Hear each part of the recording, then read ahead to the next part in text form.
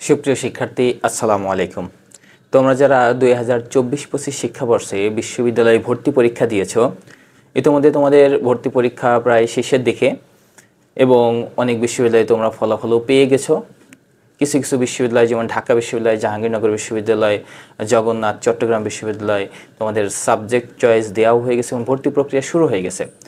আজকে বিশেষ করে যারা গুচ্ছে ভর্তি পরীক্ষা দিয়েছো, মানবিক বিভাগের যারা আছো, তোমাদের আসলে কোন কোন বিশ্ববিদ্যালয়ে চয়েস দেওয়া উচিত, কাটমার্ক কত হতে পারে এবং কোন কোন সাবজেক্ট তুমি চয়েস দিলে তুমি একটা বিশ্ববিদ্যালয়ে সিট নিশ্চিত করতে পারবে, কত সিরিয়ালে থাকলে তোমার বিশ্ববিদ্যালয়ে চান্স হওয়ার সম্ভাবনা রয়েছে, সেই বিষয়ে আমি কথা বলবো।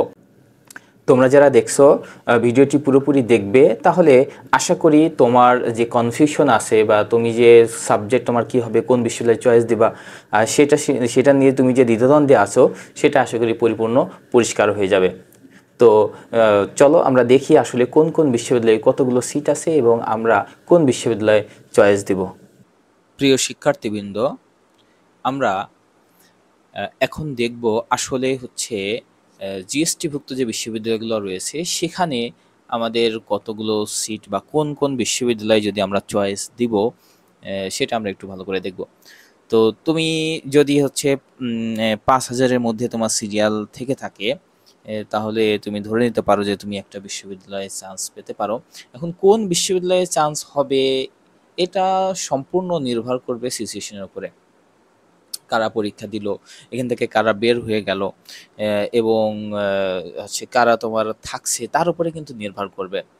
তো সবচেয়ে বড় বিষয় যেটা হচ্ছে, ঢাকা বিশ্ববিদ্যালয়ে যাদের চান্স হয়ে গেছে অলরেডি, তারা কিন্তু অনেকেই তোমার হচ্ছে গুচ্ছ বিশ্ববিদ্যালয় পরীক্ষায় অংশগ্রহণ করেনি। ঢাকা, জাহাঙ্গীরনগর বা জগন্নাথে যারা মোটামুটি প্রথমেই ভালো সাবজেক্ট পেয়ে গেছে, তারা কিন্তু গুচ্ছে পরীক্ষায় অংশগ্রহণ করেনি। যারা রাজশাহী বিশ্ববিদ্যালয়ে চান্স পেয়েছে, যেহেতু এখনও সাবজেক্ট চয়েস দেওয়া হয়নি, রাজশাহী বিশ্ববিদ্যালয় বা আরও কিছু অন্যান্য বিশ্ববিদ্যালয়ে যারা চান্স পেয়েছে, তারা কিন্তু গুচ্ছ বিশ্ববিদ্যালয় পরীক্ষা দিয়েছে। তো এক্ষেত্রে এইবার যে খুব বেশি টানবে, সেটাও কিন্তু আশা করা যায় না। তো আমরা আজকে আমরা কিন্তু শুধু মানবিক বিভাগের যে বিষয়টা আছে, সাবজেক্ট বা বিশ্ববিদ্যালয় চয়েসের যে বিষয়টা, সেটা নিয়ে আমরা আলোচনা করব। এই মানবিক বিভাগের বিষয়গুলো নিয়েই আজকে আমরা দেখব। তো গুচ্ছভুক্ত 19টি বিশ্ববিদ্যালয় আছে। তোমরা ইতিমধ্যে জেনে থাকবে গুচ্ছভুক্ত কয়টি, 19টি বিশ্ববিদ্যালয় আছে। তো এই 19টি বিশ্ববিদ্যালয়ের মধ্যে সব বিশ্ববিদ্যালয়ে কিন্তু তুমি আবেদন করতে পারবে না। তো আবেদন করতে হলে কত লাগবে, তোমার প্রাথমিকভাবে তুমি যে কোনো বিশ্ববিদ্যালয়ে আবেদন করতে পারো। তুমি 1টা, 2টা, 3টা, 4টা, 5টা, 6টা বা তুমি 19টি বিশ্ববিদ্যালয়ে কিন্তু আবেদন করতে পারো। প্রত্যেকটা বিশ্ববিদ্যালয়ে তুমি যদি আবেদন করতে চাও, তাহলে সেখানে কিন্তু একটা বিশ্ববিদ্যালয় প্রতি 500 টাকা করে তোমাকে জমা দিতে হবে। এখন তুমি যদি 5টা বিশ্ববিদ্যালয়ে আবেদন করো, তাহলে 500 গুণ 5 কত হয়? 500 গুণ 5 তার মানে 2500 টাকা কিন্তু হয়, 2500 টাকা। তুমি যদি 5টা বিশ্ববিদ্যালয়ে আবেদন করো, তাহলে 2500 টাকা জমা দিতে হবে। তুমি যদি 7টা বিশ্ববিদ্যালয়ে আবেদন করো, তাহলে 3500 টাকা জমা দিতে হবে। তো এইভাবে কিন্তু তোমাকে টাকা জমা দিয়ে তারপরে আবেদন করতে হবে। এখন আসো আমরা দেখি আমাদের জন্য কোন বিশ্ববিদ্যালয়গুলো আমরা সিট পাবো, সেটা আমরা একটু দেখে আসি। ঠিক আছে? তো প্রথমেই আসি। আমি 1 নম্বরে যে বিশ্ববিদ্যালয় তোমাদের এখানে রাখবো, সেটা হচ্ছে 1 নম্বর পয়েন্টে ইসলামিক ইউনিভার্সিটি। তো ইসলামী বিশ্ববিদ্যালয় কিন্তু সবাই চয়েজে প্রথমে রাখবে। গুচ্ছভুক্ত যে বিশ্ববিদ্যালয়গুলো রয়েছে, সেখানে 19টির মধ্যে এ সবার প্রথমে কিন্তু এগিয়ে থাকবে ইসলামী বিশ্ববিদ্যালয়। সবার টার্গেট কিন্তু এই জায়গায় আগে থাকবে। তো আমরা যেহেতু মানবিক বিভাগের নিয়ে কথা বলছি, মানবিক বিভাগের এখানে প্রায় সব মিলিয়ে কিন্তু তোমার ২৭০০ প্লাস তোমার কিন্তু সিট আছে। ২৭০০ সিট আছে। ঠিক আছে? কিন্তু ২৭০০ সিট থাকলেও তুমি যে সব জায়গায় পাবা বা প্রত্যেকটা ১৯টা বিশ্ববিদ্যালয়ে কিন্তু আবেদন করতে পারবা, এরকম কিন্তু কোনো কথা নাই। সেক্ষেত্রে দেখো, ইসলামী বিশ্ববিদ্যালয়ে আমাদের কয়টি সিট আছে আমরা একটু দেখে আসি। ইসলামী বিশ্ববিদ্যালয়ে ৬৩০টি সিট আছে। ঠিক আছে? আমি ২ নম্বরে যেটা রেখেছি সেটা হচ্ছে বরিশাল বিশ্ববিদ্যালয়। আমি যাদের জন্য তোমাদের এই ভিডিওটি বানাচ্ছি, আমাদের অধিকাংশ স্টুডেন্টই আমরা দক্ষিণবঙ্গের। তো কুষ্টিয়া, খুলনা, তারপরে যশোর, এরপরে হচ্ছে ঝিনাইদহ, চুয়াডাঙ্গা, মেহেরপুর, হ্যাঁ, পাবনা, রাজবাড়ী, এরপরে হচ্ছে তোমার পাংশা এই অঞ্চলের স্টুডেন্টই কিন্তু তোমরা এখানে বেশি।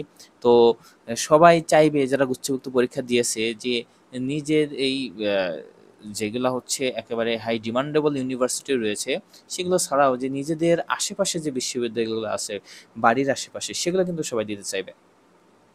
তো এদিকে সঙ্গত কারণে ইসলামী বিশ্ববিদ্যালয় সবার উপরে এখানে রাখা যায় গুচ্ছভুক্ত বিশ্ববিদ্যালয়, সেখানে 600 সিটটি মানবিকের সব মিলিয়ে সিট আছে, 630টি সিট আছে। এরপরে আমি 2 নম্বরে যেটা রেখেছি, 2 নম্বরে বরিশাল ইউনিভার্সিটি, সেখানে 444টি সিট। 3 নম্বরে আমি যেটা রেখেছি আমাদের এই অঞ্চল ভিত্তিক, এটা হচ্ছে Gopalganj science and technology university, সেখানে আছে 355 সিট। এরপরে জাতীয় কবি কাজী নজরুল ইসলাম ইউনিভার্সিটি, সেখানে আছে 400। ময়মনসিংহ, এটা হচ্ছে ময়মনসিংহ, 430টা সিট আছে। বেগম রোকেয়া ইউনিভার্সিটি রংপুর, সেখানে 166। Noakhali science and technology university নোয়াখালীতে আছে 191। এবং সর্বশেষ পাবনা বিশ্ববিদ্যালয় রয়েছে 135। একটা বিশ্ববিদ্যালয়ের কথা আমি কিন্তু এখানে বাদ দিচ্ছি, সেটা কি যশোর। ঠিক আছে, Jessore university of science and technology Jessore. Jessore আমি এর মধ্যে কি জন্য রাখি নাই, যাদের সিরিয়াল অনেক আগে আছে তারা এটা রাখতে পারো। মনে করো 500-র মধ্যে বা 1000-এর মধ্যে তোমার সিরিয়াল আছে, তুমি কিন্তু যশোর কিন্তু রাখতে পারো। হ্যাঁ, কারণ হচ্ছে যশোরে মাত্র মানবিকের মাত্র 33টা সিট আছে, কিন্তু মানবিকের জন্য মাত্র 33টা সিট আছে যশোরে। এখন তুমি 500 টাকা দিয়ে আবেদন করলে তোমার সিরিয়াল মনে করো 1500, 2000 অথবা তোমার 2200, 3000 সিরিয়াল, সেখানে তুমি যদি যশোরে আবেদন করো তুমি কিন্তু সাবজেক্ট পাবা না, খালি তোমার 500 টাকা নষ্ট হবে। কারণ যারা যশোরে বসবাস করে, খুলনা যশোরে বসবাস করে, তারা কিন্তু ওটা প্রথম দিকে চয়েজে প্রথম দিকে রাখবে, সেখানে তারা কিন্তু সাবজেক্ট পেতে পারে। তো আমার ব্যক্তিগত মতামত এটি, যশোরে মাত্র 33টা সিটের জন্য তুমি আবেদন করে তেমন একটা উপকার হবে বলে আমি মনে করি না। তোমাদের যে কাজটা করা উচিত, তোমরা যেখানে বেশি সিট সেইগুলো কিন্তু আবেদন করবা।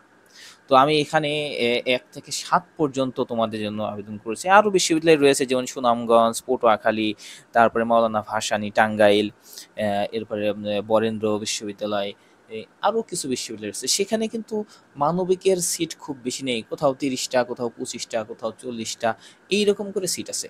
তো ওই বিশ্ববিদ্যালয়ের আশেপাশে যারা বসবাস করে তারা কিন্তু ওইগুলা আগে থেকে চয়েসে রাখবে। তো আমি আশা করছি যাদের সিরিয়াল 5000-এর মধ্যে তোমরা যারা আসো, 5000-এর মধ্যে যাদের সিরিয়াল আছে, তো তোমরা যদি এই বিশ্ববিদ্যালয়গুলো আবেদন করো, আশা করা যায় এর মধ্যে তোমাদের চলে আসবে ইনশাল্লাহ। তো 5 থেকে 6000 পর্যন্ত যারা আসো তাদেরও আসতে পারে, ডিপেন্ডস অন সিচুয়েশন, তোমার সিচুয়েশন কি বলে সেই অনুযায়ী করতে হবে। তবে আমি চাইবো, দেখো এখানে যে 7টা বিশ্ববিদ্যালয় আমি তোমাদের লিস্ট করে দিয়েছি, ইসলামী বিশ্ববিদ্যালয় বরিশাল, গোপালগঞ্জ, তারপরে কাজী নজরুল ইসলাম ইউনিভার্সিটি ময়মনসিংহ, বেগম রোকেয়া রংপুর, নোয়াখালী এবং পাবনা, এই 7টা বিশ্ববিদ্যালয়ে যদি তুমি আবেদন করতে চাও তাহলে কিন্তু তোমার এখানে 3500 টাকা তোমাকে খরচ করতে হবে আবেদনের ক্ষেত্রে। তুমি কিন্তু একবার এমসিকিউ পরীক্ষা দেওয়ার জন্য সেখানে কিন্তু তুমি 1500 টাকা দিয়ে ভর্তি হয়েছো একবার, 1500 টাকা দিয়ে আবেদন করেছো প্রথমও, এমসিকিউ পরীক্ষা শেষ।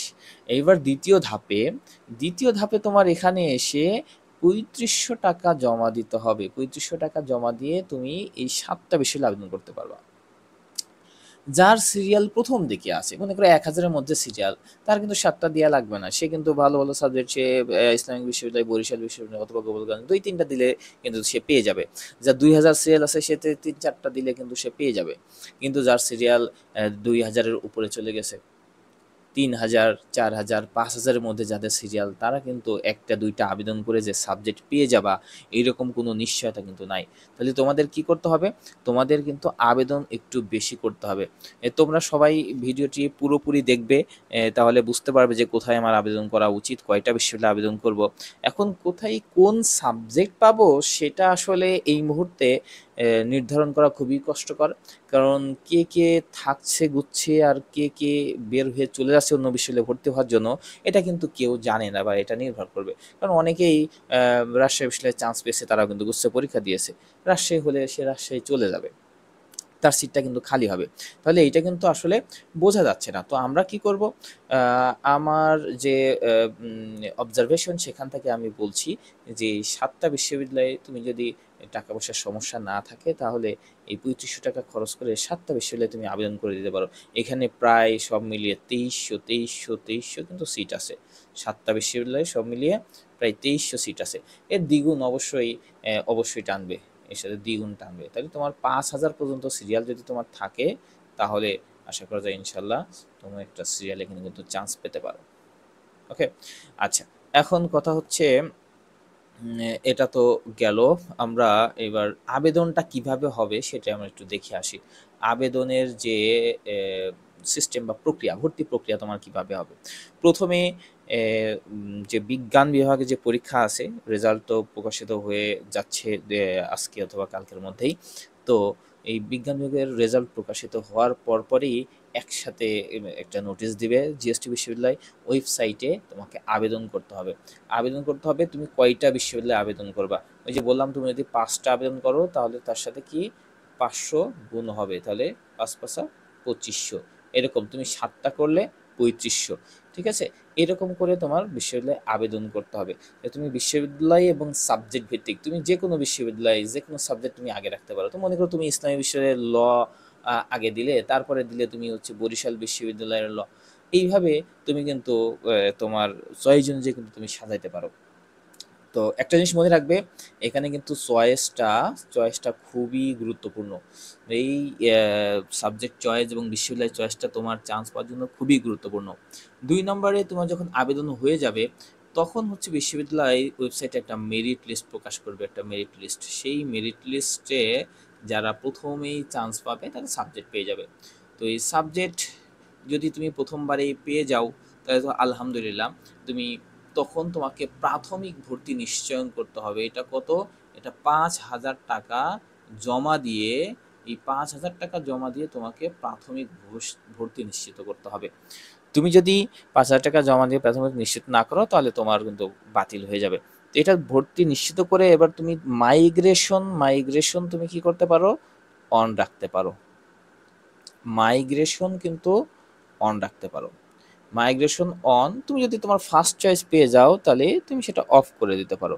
তাহলে অন অথবা অফ তুমি করতে পারো এই ৳৫,০০০ জমা দিয়ে। এরপরে যে সিটগুলো শূন্য হবে, পরবর্তীতে যারা সিরিয়াল আছে তাদের কিন্তু দ্বিতীয় মেরিট বা দ্বিতীয় মেরিট প্রকাশ করা হবে, অথবা তোমার ওয়েটিং থেকে আসবে। ঠিক আছে? সেটা ওয়েটিং যারা আছে সেই ওয়েটিং থেকে পরবর্তীতে টানবে।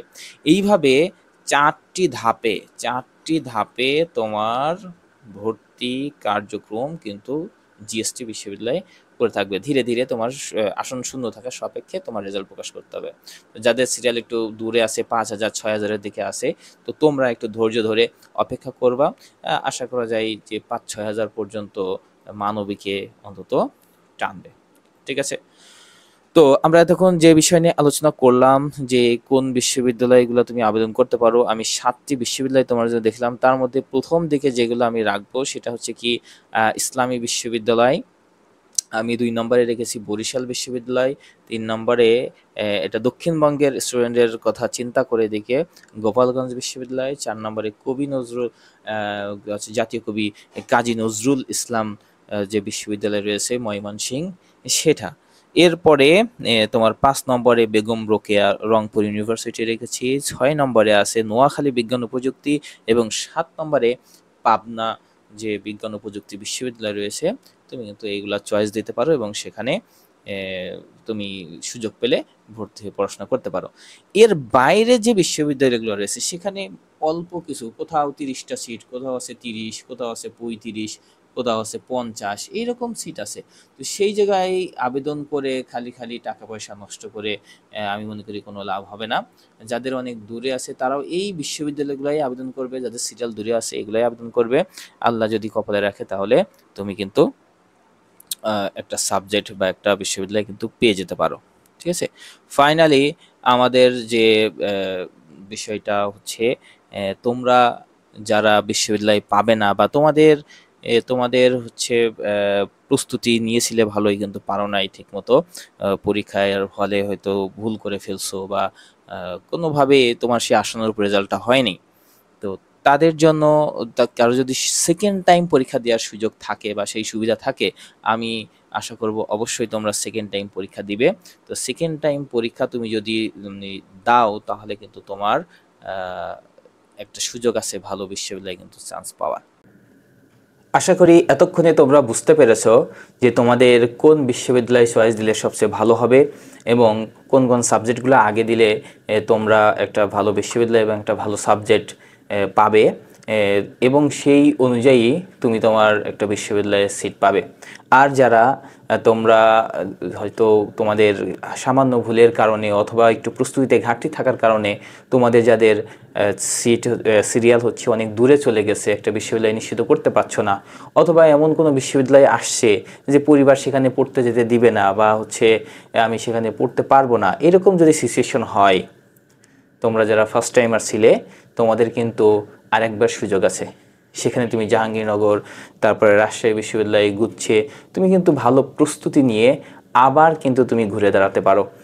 তো তোমার এই সুযোগটি সামনে থাকছে, হয়তো অনেক বাধা বিপত্তি সামনে আসবে, বিভিন্ন সমস্যার সামনে আসবে, সেগুলোকে অতিক্রম করে তুমি যদি স্ট্রংলি ডিটারমাইন্ড হও এবং তুমি যদি ভালো করে পড়াশোনা করো, তাহলে কিন্তু একটা ভালো বিশ্ববিদ্যালয়ের সিট কিন্তু তোমার জন্য অপেক্ষা করছে। তো তোমরা যারা এখনও দ্বিধাদ্বন্দ্বে আছো, তোমরা এতদিনে হয়তো রেস্ট নিয়ে ফেলেছো, আবার নতুন করে তুমি শুরু করো, নতুন করে শুরু করো, তোমার সেই বিশ্ববিদ্যালয়ে যাওয়ার জন্য রাস্তা তৈরি করো, তুমি পড়াশোনা করো ঠিকমতো এবং লেগে থাকো শেষ পর্যন্ত, তাহলে তুমি তোমার সেই বিশ্ববিদ্যালয়ে যেতে পারবে। এটা কিন্তু অনেক কঠিন একটা পথ, অনেক কঠিন একটা সিদ্ধান্ত, তোমাকে অনেক কিছুর বাইরে যে পড়াশোনা করতে হবে। তুমি যদি ঠিকমতো পড়াশোনা করতে পারো তাহলে কিন্তু একটা বিশ্ববিদ্যালয় নিশ্চিত হবে। আর যদি এইবার তোমার তুমি যদি ফেল হও বা ব্যর্থ হও, তাহলে কিন্তু তোমার পাশে আর কেউই থাকবে না। তাই অবশ্যই যারা সেকেন্ড টাইম পড়ার প্রস্তুতি নিচ্ছ, তোমরা ভালোভাবে পড়াশোনা শুরু করে দাও।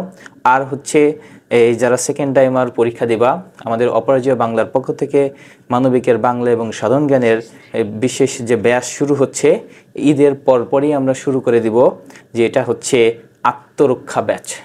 এবং এখানে যারা লেগে থাকবে ইনশাল্লাহ তার কোনো না কোনো বিশ্ববিদ্যালয় নিশ্চিত হবে। এবং তোমরা যারা চাও অবশ্যই অপরাজেয় বাংলার সাথে জয়েন করতে পারো।